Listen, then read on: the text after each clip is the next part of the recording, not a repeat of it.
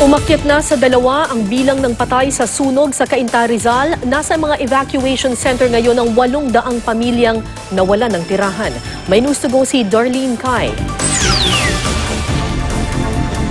Sa laki ng apoy at bilis nitong kumalat, umabot sa Task Force Alpha o ang ika-6 na pinakamataas sa alarma ang sunog na tumupok sa mga bahay sa San Buena Compound, Barangay Santo Domingo, Cainta, Rizal.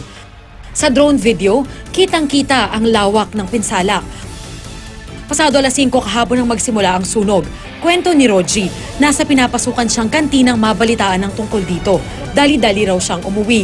Buti na lang, isinama ng mga kapitbahay ang kanyang 3 maliliit na anak sa paglikas. Pinundan ng asawa ko bago siya nawala. Yung bahay na iniwanan niya para sa mga anak niya. Wala na. Yan kung paano may babalik kasi nag-iisa lang sa buhay eh. Di rin malilimutan ni Ederlina ang kanilang pinagdaanan. Hindi po namin alam kung paano nasunog yun eh.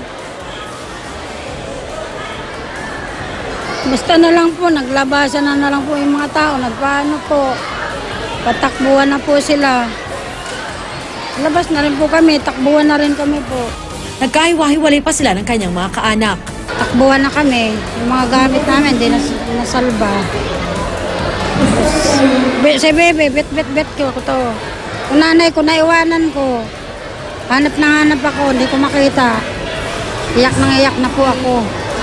Kalaunan, nagkita rin sila ng kanyang ina. Pero di tulad ni Ederlina, hindi pinalad ang 2 residente.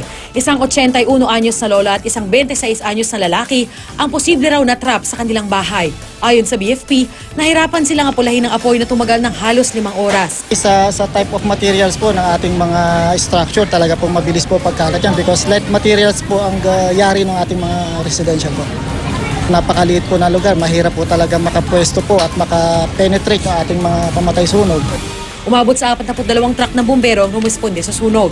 At kahit mabilis naman daw nakaresponde ang Cainta BFP, may mga bumbero na galing sa ibang lugar ang naantala dahil sa mabigat na daloy ng trapiko. Patuloy pang iniimbestigahan ang pinagmula ng sunog. Mahigit kumulang 6 na milyong piso ang pinsalang idinulot nito. Nasa 800 pamilya naman ang nawalan ng tirahan. Pansamantala silang mananatili sa 4 na evacuation centers.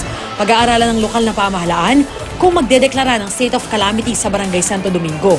Bukas sila sa sino mang mga nais tumulong sa mga nasunugan. Darlene Kai, GMA News.